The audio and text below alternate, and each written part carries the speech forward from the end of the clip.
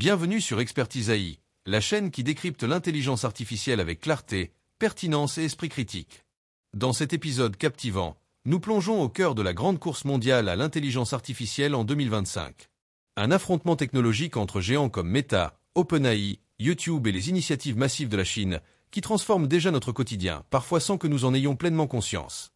Qu'y a-t-il derrière les annonces fracassantes de super-intelligence personnelle et de révolutions éducatives par l'IA? S'agit-il de simples effets d'annonce ou d'un réel tournant historique pour notre civilisation numérique? On parlera des lunettes Ray-Ban Meta, de GPT-5, des taxis autonomes à Pékin, des robots humanoïdes en Chine, mais aussi d'éthique, de gouvernance mondiale et des risques invisibles qui accompagnent cette révolution silencieuse. Ce contenu propose une analyse lucide et engagée sur l'impact croissant de l'IA dans l'éducation, la modération de contenu, la vie privée et les politiques internationales. Nous verrons comment, au-delà des discours marketing, l'IA s'intègre déjà dans nos téléphones, nos écoles, nos choix, et modifie en profondeur notre rapport au monde. Restez jusqu'à la fin de la vidéo pour découvrir les réflexions critiques et les enjeux majeurs que soulève cette course effrénée. L'IA n'est plus un futur lointain, elle redéfinit le présent. Abonnez-vous, activez la cloche, et rejoignez-nous pour comprendre et ne pas subir le monde que l'intelligence artificielle façonne dès aujourd'hui. Et maintenant laissons place à nos deux analystes expérimentés pour nous accompagner dans notre réflexion d'aujourd'hui. Meta, OpenAI, ça parle beaucoup de super intelligence artificielle ces temps-ci. On se demande, c'est juste de la com ou il y a un vrai tournant technologique derrière tout ça? C'est la grande question, oui. Aujourd'hui, on va essayer de décrypter un peu ces annonces qui sont parfois un peu grandiloquentes, on peut dire. Et on regardera aussi des usages très concrets comme le nouveau mode étude de ChatGPT. Ah oui, j'ai vu passer ça. Et puis l'IA qui s'invite dans la modération de contenu. Sans oublier un petit tour en Chine pour voir comment ça se passe là-bas. D'accord. Un programme chargé. L'idée, c'est de comprendre les enjeux de cette course à l'IA, voir comment ça change déjà nos vies et quelles questions ça soulève pour l'avenir, pour la gouvernance mondiale. Tout à fait. Alors, pour commencer, cette fameuse course à la super IA. C'est Mark Zuckerberg qui a lancé le pavé dans la mare, non? C'est ça. Il parle d'une nouvelle ère de prospérité, rien que ça, avec des IA personnelles, super intelligentes. Intégrées directement dans nos appareils, c'est ça l'idée clé? Genre les lunettes Ray-Ban Meta? Oui, pour, selon lui, avoir plus conscience, moins dépendre du cloud. C'est une stratégie intéressante. Surtout quand on se souvient qu'il y a 4 ans, il misait tout sur le métavers. C'est vrai. Changement de cap. Mais apparemment, le marché financier y croit cette fois. Bah oui, Meta est bien grimpé en bourse. Plus 11% après ses annonces. C'est pas rien. Et quasi en même temps, on a Sam Altman d'OpenAI qui surenchérit. Il nous promet un GPT-5. Bouleversant. Bouleversant, oui. Et il va même jusqu'à comparer ça au projet Manhattan. Là, la comparaison est osée quand même, non? Le projet Manhattan, c'était un objectif précis, terrible, mais précis. Exactement. Là, on parle d'une technologie dont on ne maîtrise pas encore bien la trajectoire finale. Ça rend la comparaison un peu délicate. Et ça mêle un peu de scepticisme, forcément. Oui. Et puis, c'est quoi au juste, cette super IA, l'IA générale ou AGI? La définition reste floue, en fait. C'est l'idée d'une IA aussi, voire plus intelligente qu'un humain, sur plein de tâches. En gros, c'est ça. Mais comment on la définit précisément? Comment on saura qu'on y est? Personne ne le sait vraiment. Cette ambiguïté, ça arrange peut-être aussi un peu les entreprises, non? Pour créer de l'attente. Bah oui, ça crée un engouement, ça attire les investisseurs, les talents, avec des promesses difficiles à vérifier tout de suite.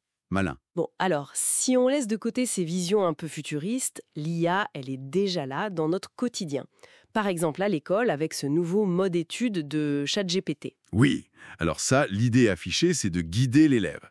L'IA pose des questions, un peu comme un tuteur, plutôt que de donner la réponse toute faite. Une approche pédagogique, quoi, pour faire réfléchir. Voilà, c'est présenté comme ça, l'intention est bonne, a priori, mais est-ce que c'est vraiment une révolution pour l'éducation? Ou juste une opération séduction pour les profs juste avant la rentrée. C'est un peu la question. Apparemment, un premier test a montré qu'on pouvait assez facilement désactiver ce mode pour avoir les réponses directes. Donc, L'efficacité réelle reste à voir sur le terrain. exactement. Et ce n'est pas que l'école. J'ai vu aussi que YouTube, aux États-Unis, utilise l'IA pour repérer les mineurs. Ah oui, sans vérification d'identité directe, c'est ça. Juste en analysant le comportement. C'est ça, les recherches, les vidéos regardées, le temps passé. L'intention de protéger les mineurs est louable, évidemment.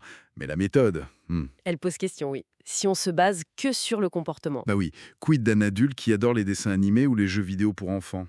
Il pourrait être classé mineur. Possiblement. Ça soulève des questions sur la fiabilité de ce profilage. Tout à fait. Et sur les biais potentiels. Même si l'Australie, je crois, regarde aussi de ce côté-là pour les réseaux sociaux. Pendant ce temps, en Chine, à la conférence IA de Shanghai, ils ont montré une intégration assez massive, non? Ah oui, c'était une vraie démonstration de force. On a vu des robots humanoïdes assistants un peu partout. J'ai lu aussi des lunettes Alipay pour payer avec le regard. C'est ça, hein.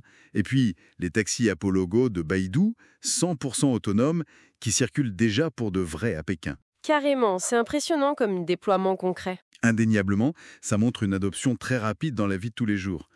Mais attention, même là-bas, ça ne se fait pas sans débat. Ah bon? Sur les risques? Oui, les questions éthiques, la sécurité. On a entendu cette métaphore de Geoffrey Hinton, le père de l'IA, qui compare ça à élever un tigre sans être sûr de pouvoir le contrôler. C'est une image forte. Et le gouvernement chinois, il se positionne comment? Très clairement, le Premier ministre était là, c'est un signe, et ils ont lancé un appel officiel à la coopération internationale pour la gouvernance de l'IA. D'accord. Il propose quelque chose de concret? Oui, un plan en 4 axes. En gros, profiter des opportunités, bien sûr, mais aussi protéger les données, éviter les biais, gérer la sécurité ensemble et coopérer pour rendre l'IA accessible, même aux pays en développement. C'est intéressant. Ça montre une prise de conscience au plus haut niveau qu'il faut encadrer tout ça. Exactement, c'est devenu un sujet global. Donc, si on résume, l'IA avance à une vitesse folle. D'un côté, on a les promesses, presque de science-fiction, des géants américains. La super-intelligence. Voilà. Et de l'autre, en Chine, des déploiements très concrets, très massifs, déjà dans le quotidien. Et partout, cette même question qui monte, comment on gère ça? Comment on assure une gouvernance éthique et sûre? Ça devient vraiment la question centrale. Absolument. Et ça nous amène peut-être à une dernière réflexion. Oui. Si on met de côté les annonces spectaculaires sur la super IA, on pourrait se demander comment l'intégration plus discrète, plus silencieuse de ces IA... Dans nos téléphones, nos logiciels, nos écoles... Oui, comment tout ça est déjà en train de changer, peut-être plus profondément qu'on ne le pense, notre façon d'apprendre, d'interagir, notre rapport au monde en fait. C'est une excellente question pour finir. Ça transforme les choses petit à petit sans qu'on s'en rende toujours compte. Exactement. Et c'est peut-être là que se joue une partie essentielle de l'impact de l'IA, au-delà des grands titres. Alors, que faut-il retenir de cette grande course à l'intelligence artificielle en 2025? D'un côté, les géants américains annoncent une révolution technologique portée par des IA toujours plus puissantes, capables d'assister, de dialoguer, d'enseigner, voire de penser à notre place. De l'autre, la Chine déploie massivement l'IA dans les infrastructures du quotidien, transformant en profondeur la vie urbaine, les services et les rapports entre citoyens et technologies. Mais au-delà des promesses technologiques et des effets d'annonce, une question essentielle s'impose. Comment encadrer cette évolution à l'échelle mondiale? Gouverner l'IA, ce n'est plus une option, c'est une urgence. Entre les risques de surveillance de masse, les dérives algorithmiques, les biais systémiques et les déséquilibres d'accès aux outils, le besoin d'une régulation éthique, inclusive et transparente est plus fort que jamais. Et pendant que les caméras sont braquées sur les démonstrations spectaculaires, une autre révolution silencieuse est en marche. L'intégration discrète de l'IA dans nos vies personnelles, nos apprentissages, nos décisions, nos relations. C'est peut-être là, dans l'ordinaire, que l'IA façonne le plus profondément notre avenir. Sur Expertise AI, nous croyons que comprendre cette dynamique est la première étape pour agir, s'adapter et rester libre dans un monde technologique en mutation rapide. Si ce contenu vous a éclairé, likez, partagez et abonnez-vous à la chaîne pour ne rien manquer de nos analyses sur l'intelligence artificielle et ses impacts sur nos sociétés. Et vous, comment percevez-vous cette course à la super IA? Promesse ou péril? Illusion ou révolution? Dites-le nous en commentaire, le débat est ouvert. À très bientôt pour un prochain épisode sur Expertise AI, votre boussole dans l'univers de l'intelligence artificielle.